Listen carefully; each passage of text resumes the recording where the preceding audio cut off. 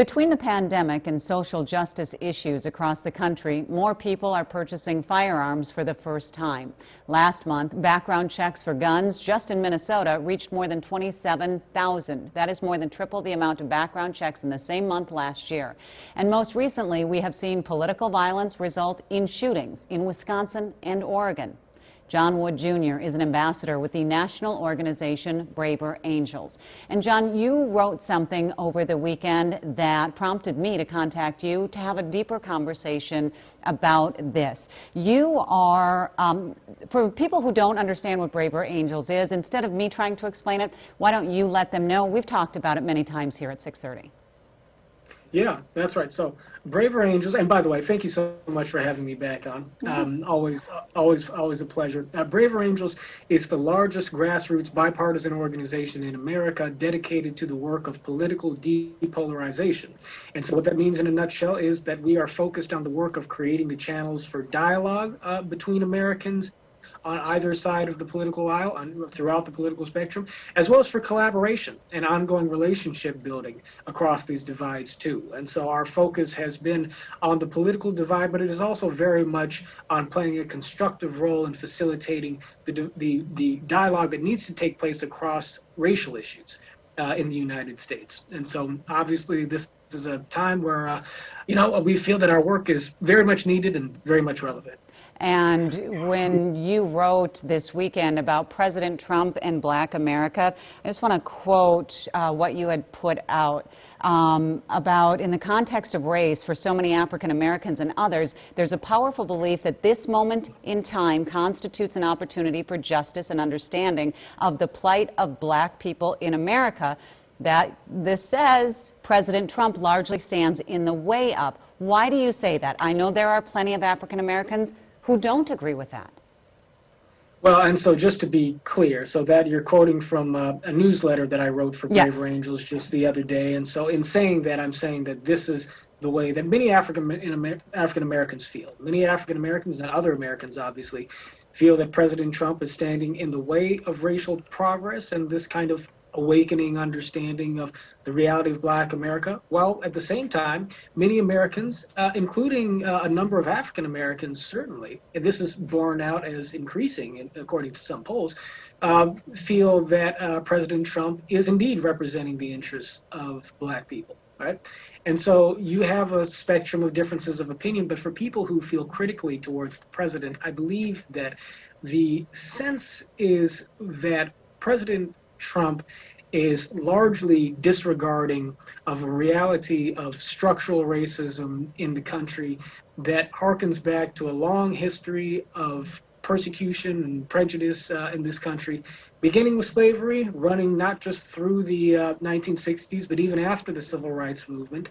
And for many people, their mission in the sort of quest for social justice today has to do with awakening the sensibilities of Americans to this institutional, historic, and contemporary reality.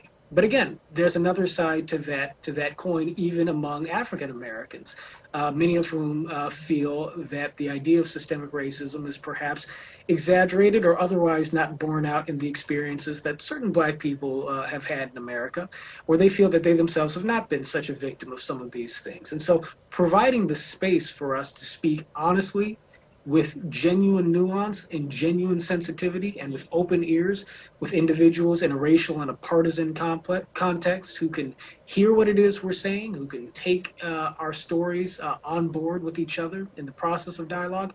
This is necessary to facilitating understanding. Let me take a break and then come back and have a conversation with you more about these points of views and how people can take part in a debate and watch it live. That's happening this week through Braver Angels. We'll take 2 minutes and come back and talk about that, John. Speaking with John Wood Jr., who is an ambassador with the national organization Braver Angels. In this group, it is all about coming together, having dialogue, trying to understand the left and the right with people who are on the extreme ends of their views. And we've come to a point, John, where in this country there is so much extremism in conservative or liberal thinking that talking has been shut down. Dialogue has stopped in so many realms, and it is blaming more so than I've seen in my 20-plus years in being a journalist.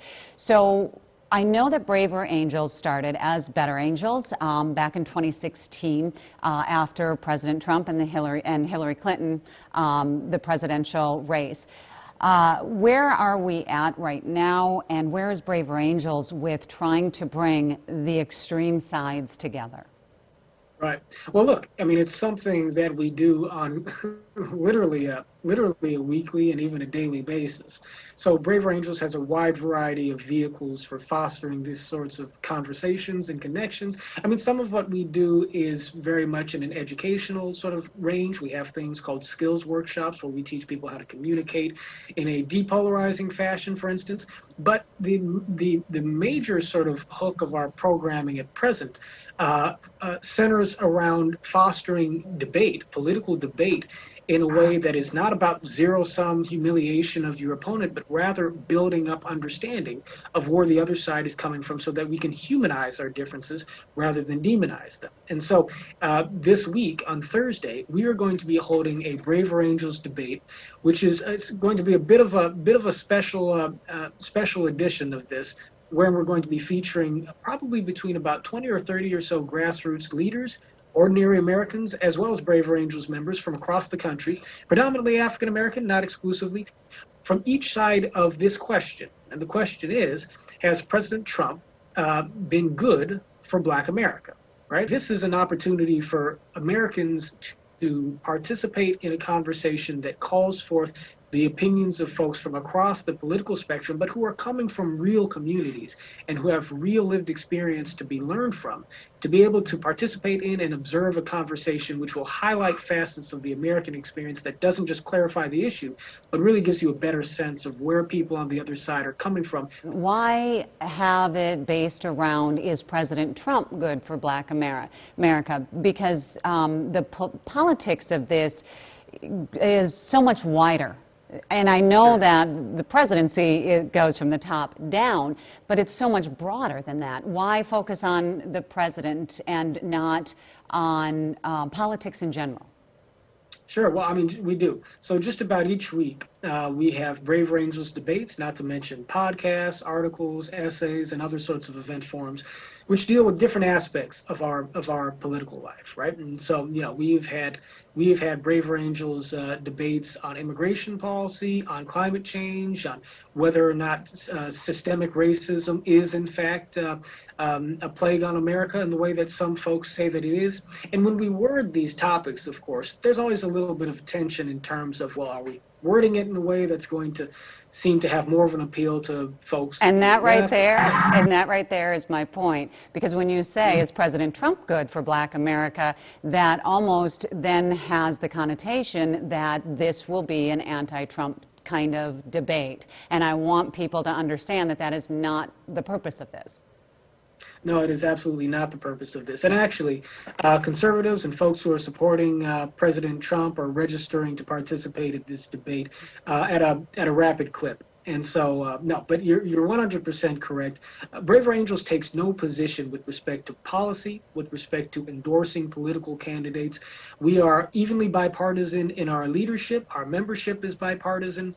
What we do try to do is set the stage for conversation to take place, right? And so in a debate context, and the reason debate is important is because we are in the middle of a national debate right now. So we want to go even deeper than simply dialogue, to giving people the opportunity to challenge each other. This is what it's about, but to challenge each other in a constructive and an empathetic way. Because that's the only way we can uphold the American project, uphold the foundation of our civil society, even while we're advocating for a partisan point of view, right?